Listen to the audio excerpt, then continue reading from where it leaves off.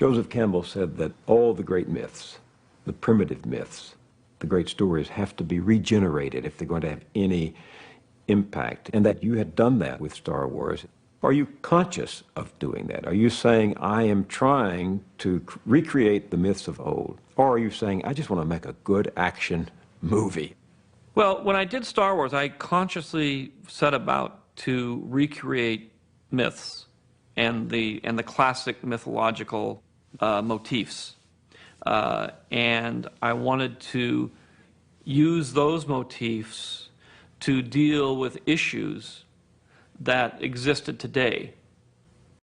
Yay! Star Wars Acolyte! Power of one, the power of two, the power of many. The power of one, the power of two, the power of many.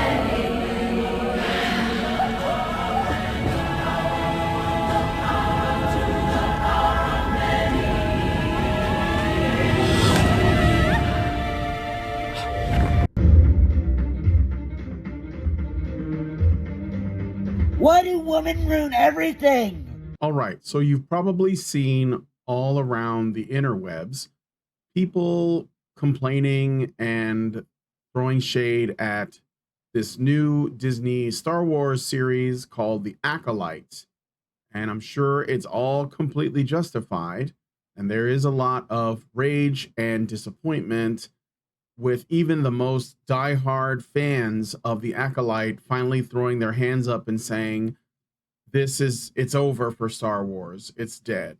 Now, for me, Star Wars died when The Force Awakens was released in theaters, because I knew when I saw the trailer, there was no way they were going to do this franchise justice, just purely based on the fact that it has a female protagonist. And I didn't think that anyone in Hollywood, much less Disney, even at that time, was going to be able to handle the story well.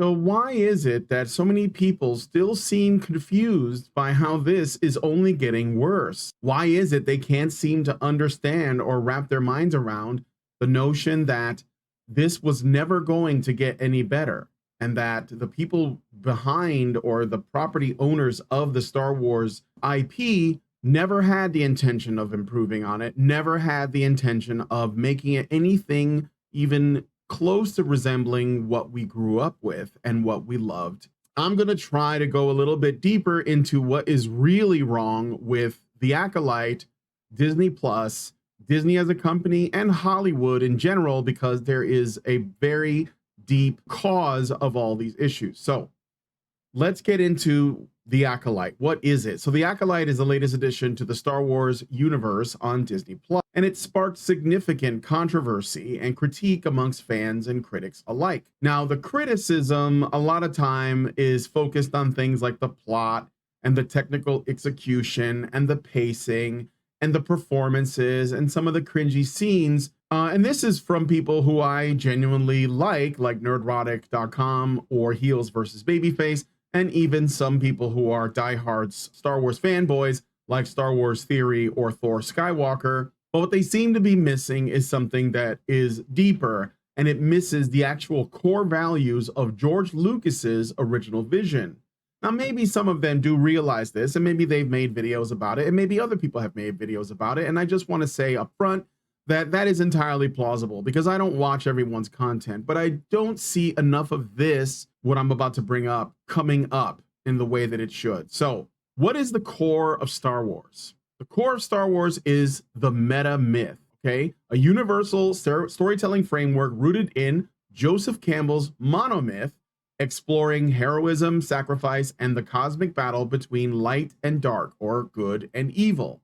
The metamyth presumes there is light and dark, or good and evil. This narrative resonates deeply with audiences due to its spiritual and moral dimensions, drawing inspiration from diverse religious and mythological traditions. In fact, I'm gonna level with you guys. I am religious, but I haven't been for most of my life, and this is a very recent change. But one of the reasons why I became religious was because I understood a fundamental truth about us as human beings. We crave a narrative of good and evil. We crave it as people. We apply religious ideas to things. And some of you may say that you don't do that.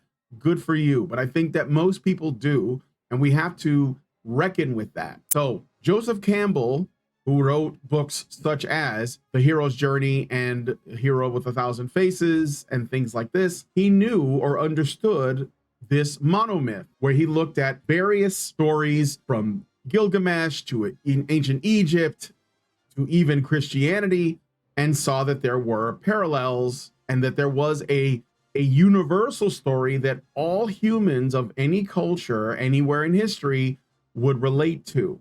This is absolutely fundamental to why Star Wars is successful. So what does the Acolyte do? Why is this different? And not just the Acolyte, you can look at other shows. I'm sure that if any of you watch anything that Disney put out, I honestly have not. I don't watch any of this stuff because I already know it's paused and I just don't want anything to do with it.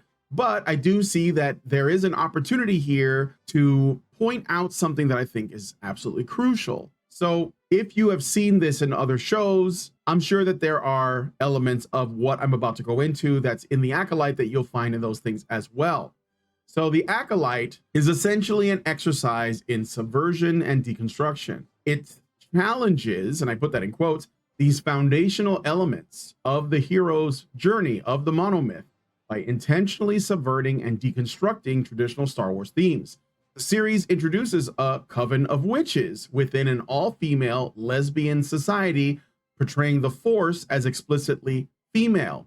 This feminist reinterpretation not only challenges traditional gender roles according to feminism, and you might remember one of the actresses, I think I don't remember her name, but one of the actresses on the show said that the Jedi are patriarchal, or that Star Wars itself is patriarchal, which immediately should set off alarm bells saying, oh, these people actually don't know what this is about. But more than that, they see anything that is normalized as patriarchal, oppressive, hegemonic, whatever the buzzword of the day is. And so therefore, it must be subverted.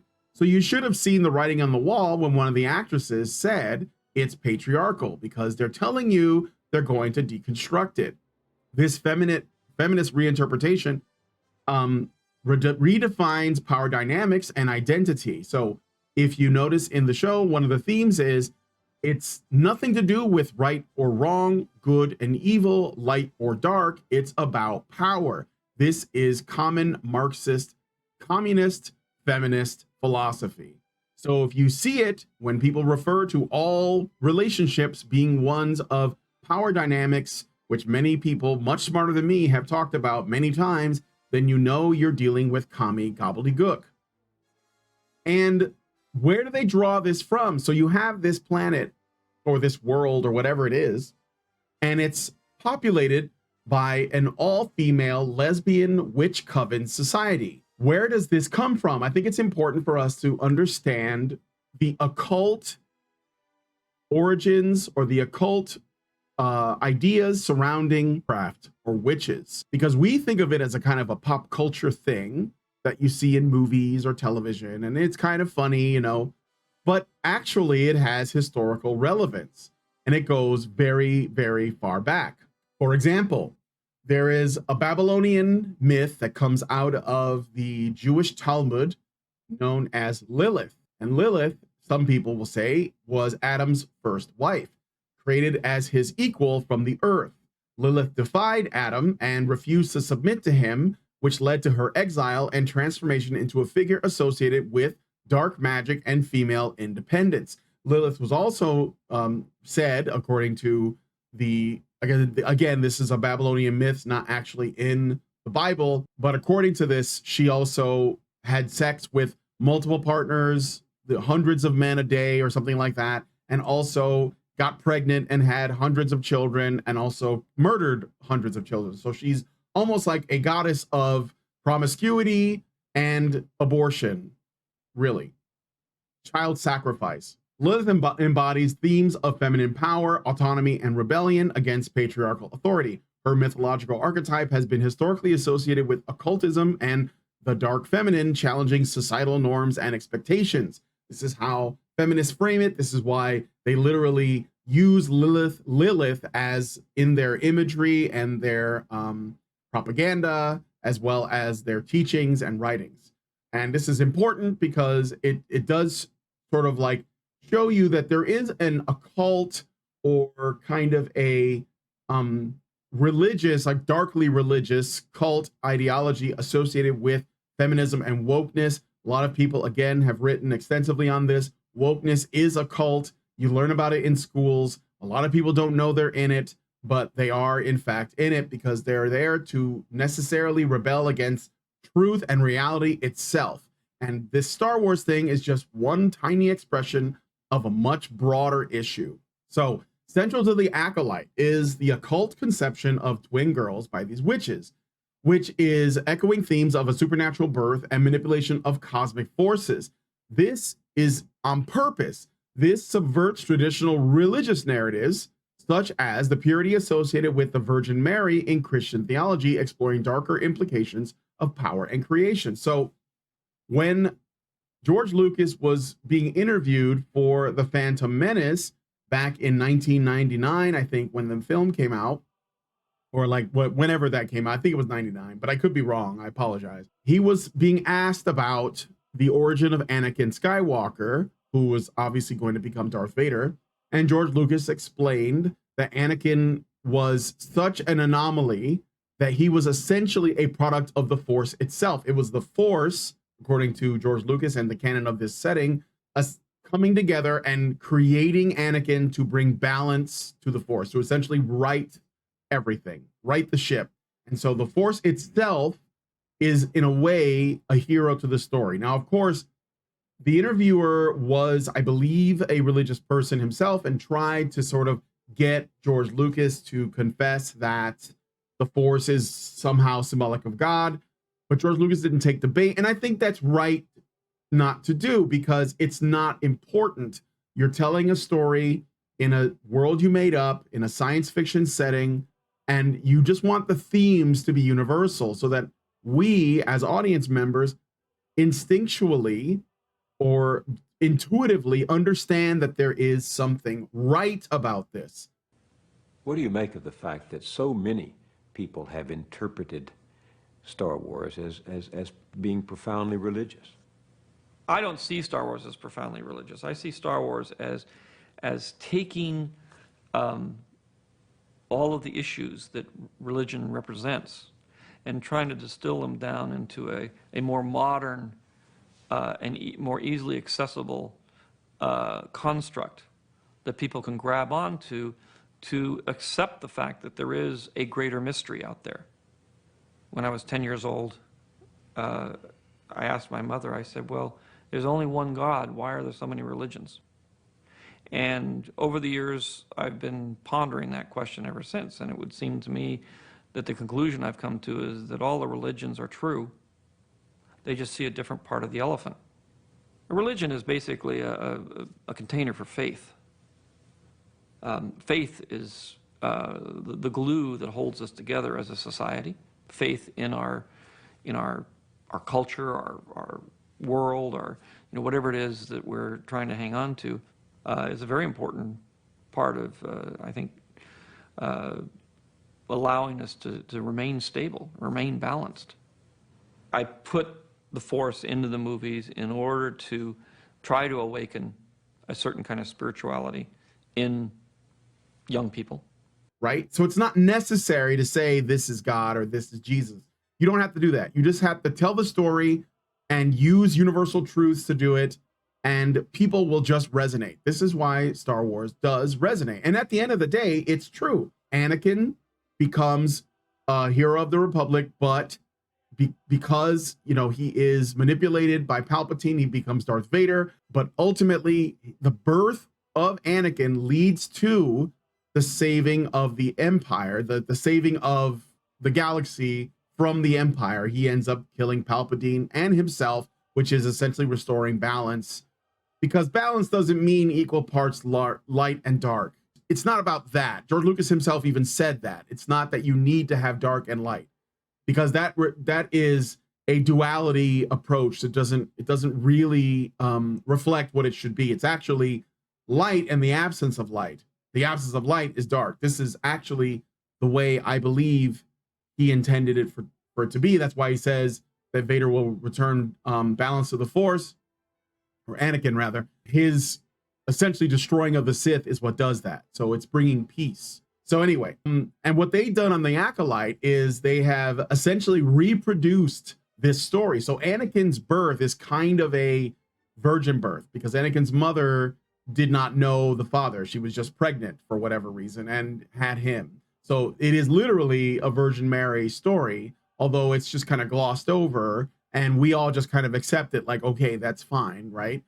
A supernatural, but not crazy and also not upsetting. We just found that it was fine. Nobody complained about that when it came to the Phantom Menace. I think that was probably like the smallest complaint, you know? So, but they have reproduced that story here with these twin girls. Also, bear in mind that Anakin ended up having twins at the end of the prequel trilogy, Luke and Leia, right?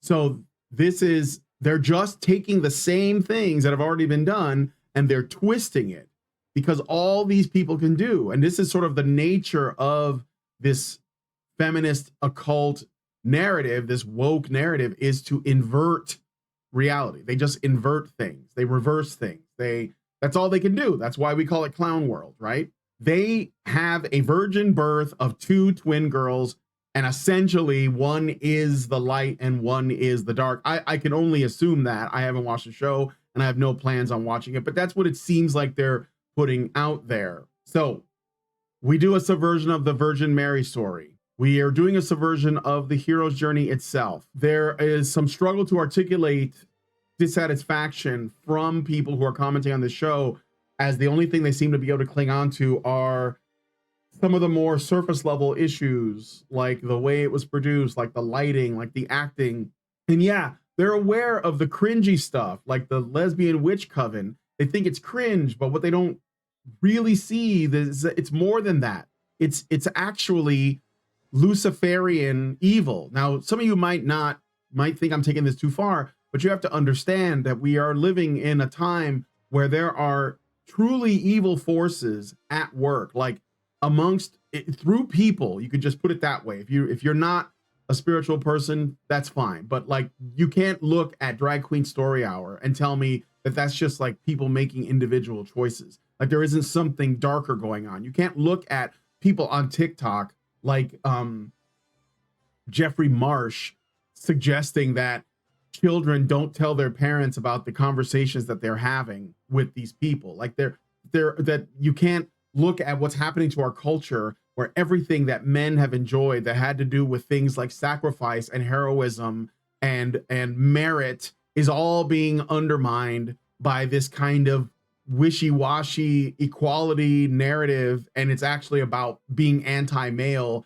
anti-family, etc., and pretend like there's nothing darker happening. So like, even if you don't believe in it in the literal sense, it's not relevant. It is being pushed. There are people who oppose you that believe these things. So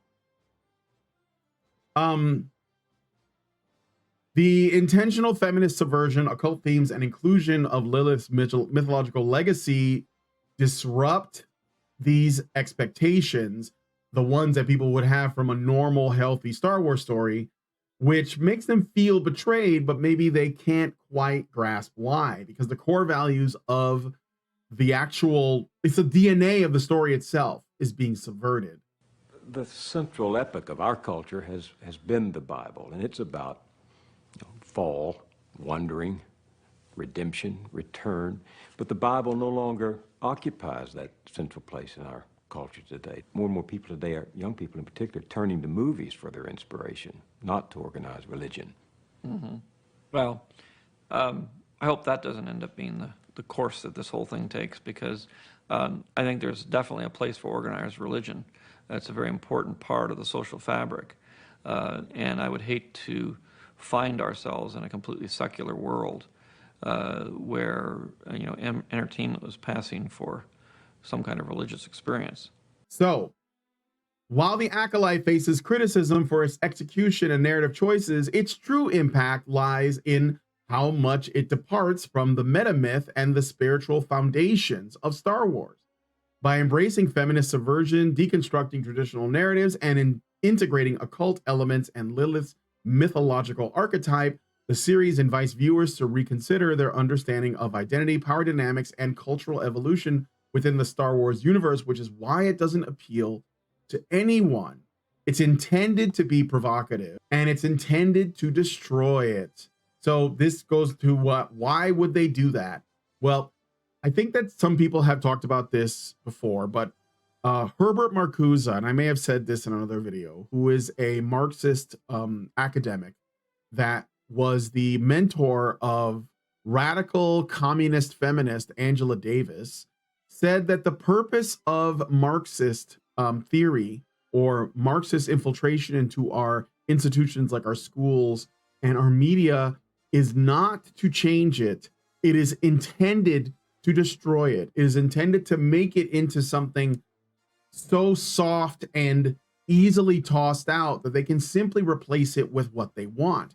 So Leslie Headland, and I thought I would mention this, former assistant to Harvey Weinstein, Leslie Headland is a feminist, obviously. And it's interesting to note that her work often explores these themes of feminism, female empowerment, and societal critiques. They align with her feminist subversion as seen in The Acolyte. She made a film, I think it was a film called Russian Doll. She delved into existential themes and unconventional storytelling methods. And she also, as in terms of like what she explored in the Russian Doll and her other projects, shares a common interest in exploring themes of identity, personal agency, and the complexities of power dynamics. This manifested in The Acolyte, right? Through her portrayal of occult practices, dark femininity, and the manipulation of cosmic forces.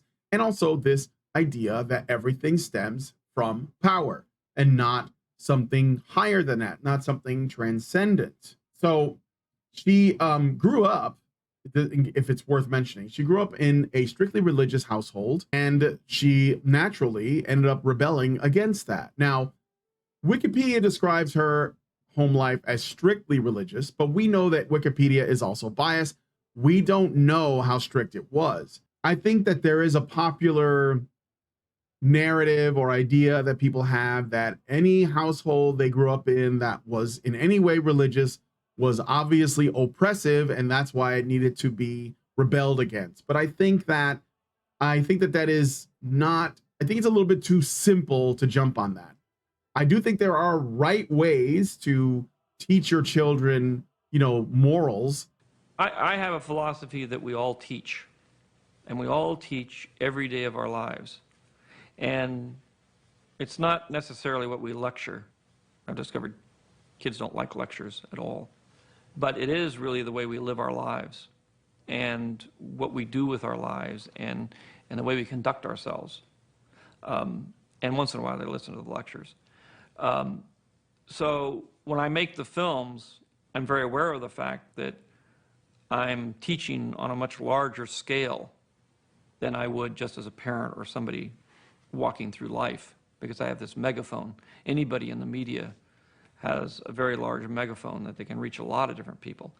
And so whatever they say, whatever they do, however they conduct themselves, whatever they produce has an influence and is teaching somebody something. I believe that what probably happened with Leslie Headland, not gonna lie, either she had crazy parents, which is possible, but I think what's more likely is she just went to a university and they convinced her that her parents were oppressing her and that she should be a lesbian and that she should make subversive feminist content. And of course she gets rewarded because she works with like gigantic, Hollywood producers like Harvey Weinstein. So I thought that I would make this mention. I hope you guys understand or follow me for this journey. I appreciate it.